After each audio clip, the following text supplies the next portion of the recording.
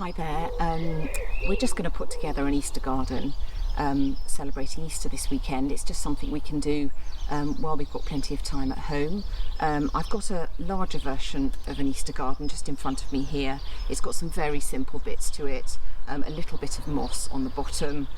I've made a tomb out of an old flower pot with some rocks and then a few garden flowers. It doesn't have to be complicated. All I've done is gone round and picked a few wildflowers from the garden. And then I've used an old peg with a little bit of cloth and turned that into Mary, who found the tomb on Easter Sunday. There's a rock with the opening of the tomb so that we can see that Jesus at this point is actually not still dead but alive with us. And of course that's what we're celebrating. So it's a great reminder and something fun to do. If you'd like to use an old piece of cardboard as the base of your garden, you can do that. I've got one here. It's an old food container, and you can use some grass clippings for the base of your garden. Just spread them out, or you might have some moss, and if you've got some, just place that on the base.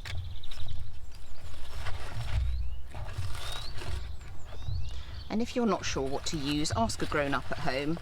They'll be able to help you. And then we're just going to use some wildflowers, so have a little look and see what you can get. I've got some daisies here and some forget-me-nots, and we're just going to place them on our garden.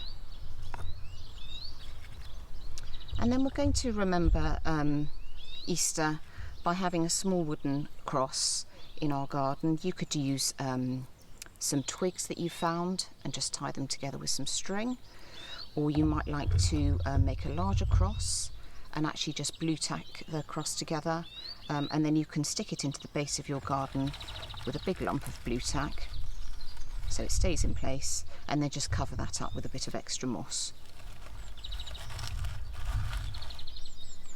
And you might remember that the figure in the garden that we saw was of a lady. That was Mary finding the empty tomb on Easter Sunday.